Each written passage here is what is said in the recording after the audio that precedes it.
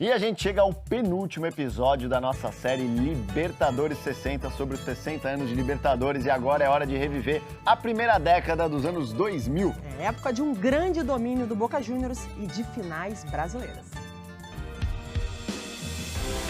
Por 3 vezes, 3 testes, fui reprovado no Inter. E de repente, aos 27 anos, eu estava participando no momento mais importante da história do clube que eu sempre sonhei jogar. Aquele gol de cabeça do Fabão, o 2-0. Jogou pra área, quem sobe, o toque de cabeça. Gol! Ali, eu acho que foi o momento que eu disse, somos campeões da América.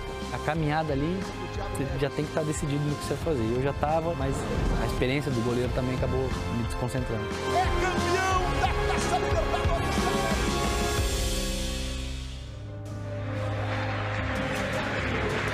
A primeira década dos anos 2000 tem na Libertadores uma competição com reputação assegurada. Época marcada em parte por 2 cores, o azul e o amarelo, que passaram a representar o sucesso da Libertadores e o temor para os adversários.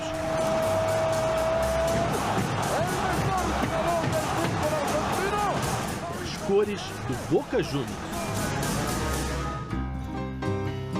Um time que veio da parte pobre de Buenos Aires, hoje uma área muito turística.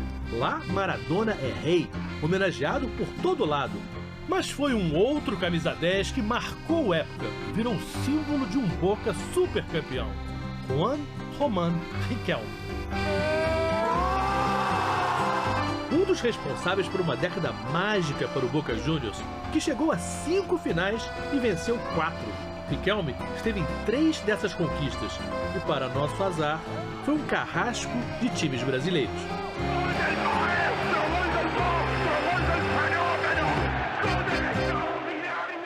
O primeiro de uma impressionante sequência de títulos foi contra o Palmeiras, em 2000, que buscava o bi. Decisão nos pênaltis, e São Marcos não conseguiu repetir a proeza de 99.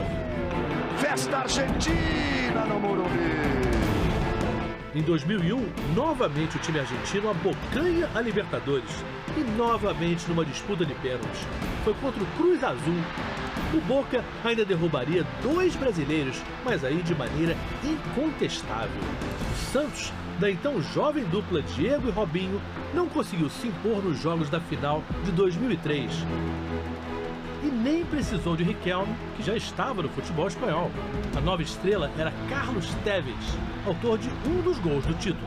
Acompanhou, olha a tabela, linda bola pro Tevez! Desculpa por nós não conseguimos o título, acho que a gente sempre entra em campo para dar o melhor. A única final de Libertadores perdida pelo Boca nos anos 2000 foi para uma surpresa da Colômbia, o Once Caldas, nos pênaltis. Em 2007, com o Riquelme de volta e com a camisa 10 azul e amarela, o Boca conquistou o 4º título daquela década. O Grêmio foi a vítima num recital de Riquelme. Riquelme! Na Bombonera, o Boca fez 3-0. E na partida de volta da final, em Porto Alegre, uma das melhores do cracaço Riquelme, que fez os 2 gols. Pressão de não deixar o time adversário ficar com ela. Olha o chute do Riquelme! Gol! Riquelme do Boca! Acerta um chute impressionante. A final foi a cereja do bolo. Riquelme fez uma Libertadores espetacular. Ele marcou a diferença naquele time do Boca. Me sinto um privilegiado de ter jogado com ele. Mauro Bozelli, atacante hoje do Corinthians, foi campeão da Libertadores pelo Boca e também pelo Estudiantes. Em 2009, o time de La Plata decidiu o título contra o Cruzeiro. Comandados por Verón, o Estudiantes segurou o empate em 0-0 em casa. Na volta, Mineirão, claro, lotado, e que explodiu com o gol de Henrique no começo do segundo tempo. Verón para cobrança. Mas o Estudiantes empatou e virou com gol de Bozelli. É um gol que marcou a minha carreira. Uma final no Mineirão, com tudo contra. Começamos perdendo. Foi tudo muito especial, muito lindo. Até hoje me arrepio com esse momento. Os argentinos comemoram no Mineirão. Com essa, foram 5 taças da Libertadores para os argentinos nos anos 2000. O Boca Gulosa, levou 4 títulos. Para o Boca Juniors, esse início de século XXI foi glorioso. Já para o futebol do Brasil, havia uma mistura de sentimentos, porque, por um lado, nunca os clubes brasileiros chegaram a tantas finais de Libertadores. Já por outro, as derrotas em casa doeram muito para os torcedores. Metade dos títulos da década passada foram decididos nos pênaltis. E desses 5, em 3 deles eram clubes brasileiros diante de suas torcidas.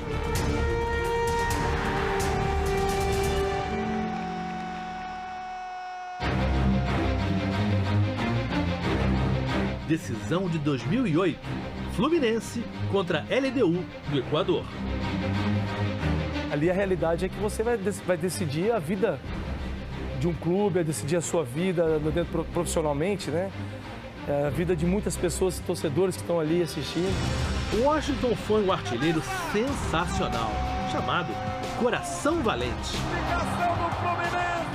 Mas somente agora, 11 anos depois, que ele pela primeira vez teve coragem de reviver aqueles momentos. Já tô nervoso agora, já fiquei nervoso. Na final contra a LDU e contra a Altitude de Quito, perdeu o primeiro jogo 4-2. Hoje é um dia que a razão não explica. Hoje vale o título da Taça Libertadores da América. No Rio, começou perdendo. Bateu! Mas virou numa noite de gala de Thiago Neves. Que fez os 3 gols da vitória por 3-1. Faltava só mais um golzinho pro inédito título do Fluminense. O pé esquerdo de forma magistral! Na prorrogação ali eu já estava morto, não conseguia correr direito. No momento você não consegue nem pensar, né? Tão cansado que você tá. O fator psicológico também afetou bastante o time ficou com medo de talvez tomar mais um gol e ter que fazer mais 2. Era um risco muito grande.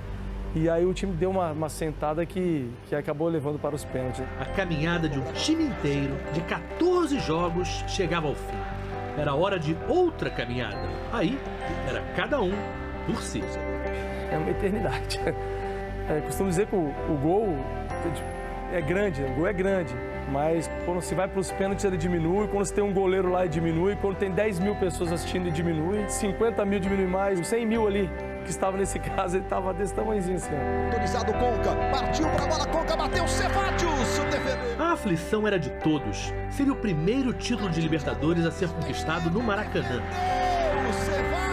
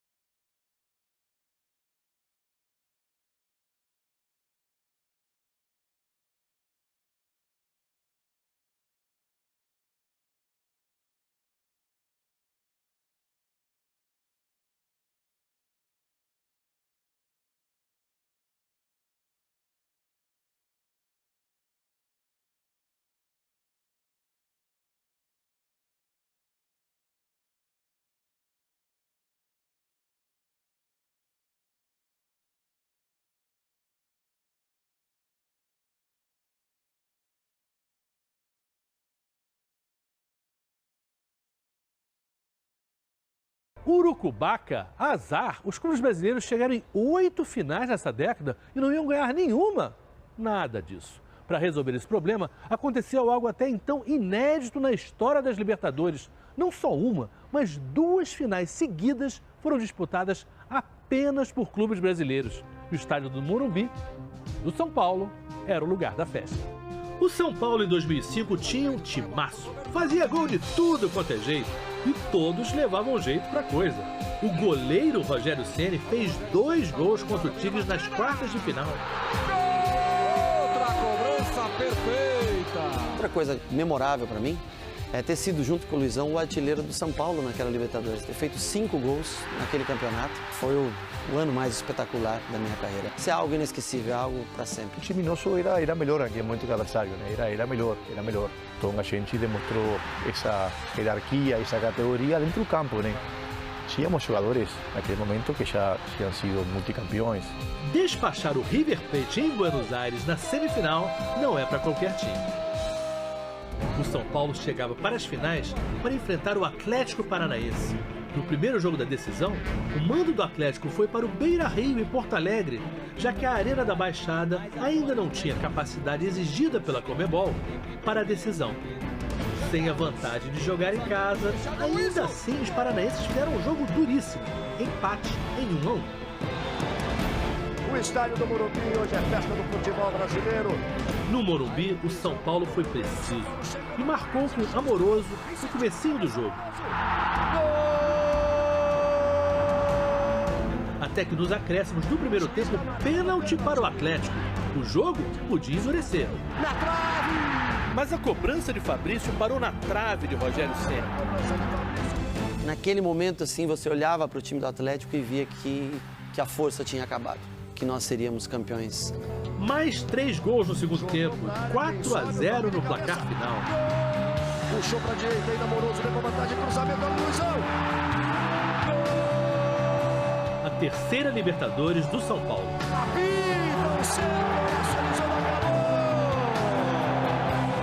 Ganhar na Libertadores é fantástico, você fica marcado na história e a torcida comemora e o clube todo funciona melhor e mais tranquilo. 11 anos esperando e hoje aconteceu.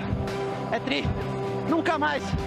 Vai ter um quadro lá, nunca mais vai sair da história. Posso ir embora, posso morrer, posso sair daqui. A história vai ficar registrada para mim. Para mim foi a realização de um sonho. Foi cumprir uma etapa que faltava na minha história no São Paulo. É o troféu de campeão da Libertadores. É a festa do São Paulo no Morumbi. Em 2006, o São Paulo queria repetir a dose, outro bicampeonato como o daquele de 92 e 93. E como no ano anterior, mais uma final brasileira. Dessa vez, era o Internacional pela frente. Inter, que passou sufoco contra a LDU nas quartas e eliminou o Libertad do Paraguai na semifinal. Marcar a história aqui no Inter é você ser campeão. Acho que respeitamos o time de São Paulo, uma bela equipe, uma equipe realmente que vem aí de muitos anos com conquistas, um grande treinador, um grande elenco. Agora, vamos de igual para igual com o São Paulo para a final e vamos aí sim buscar, marcar e fazer a história aqui no Inter. Realmente a gente estava enfrentando um time que era atual campeão mundial. Era um time que já tinha uma bagagem de Libertadores. Não foi fácil para nós entrar dentro do Morumbi, ver 80 mil pessoas. O São Paulo defendia o título e a primeira partida era no Morumbi. Um certo favoritismo era compreensível. Mas do lado gaúcho, o atacante tinha outros planos. Rafael Sobis marcou os 2 gols da vitória colorada por 2-1. Nunca vi o Inter fazer um jogo tão bem feito, tão perfeito em termos de qualidade, intensidade, como o jogo no Morumbi. Foi um jogo excelente do Sobis, estava inspirado naquela noite. Então, aquele jogo nos deu a segurança de que a gente não podia perder mais essa oportunidade de ser campeão. Beira-Rio vestido de vermelho para a finalíssima. O Internacional buscava o primeiro título da América. Fernandão, o eterno camisa 9 colorado, marcou o primeiro.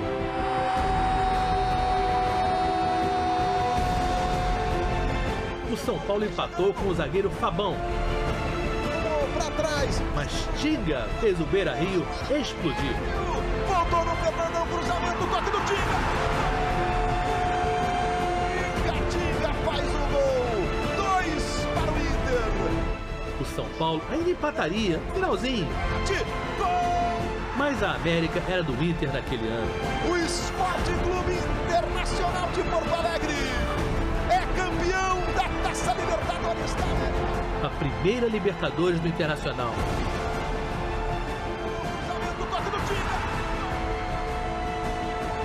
E a primeira vez, ninguém esquece. Realização de um sonho, né?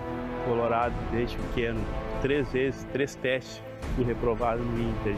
E de repente, No dia 16 de agosto eu estou fazendo um gol que até aquele momento estava levando o clube para o seu maior título, até aquele momento que era da primeira Libertadores. A Série Libertadores 60 já passou por 5 décadas do maior torneio da América do Sul. Pelé, Jairzinho, Zico, Renato, Rogério Ceni. Na semana que vem, vamos mostrar como outras lendas do futebol brasileiro entraram nesse grupo de campeões. O Santos de Neymar, do Atlético Mineiro de Ronaldinho, do Inter consegue o segundo título e, finalmente, o Corinthians chega ao topo da América. É campeão da Taça Libertadores.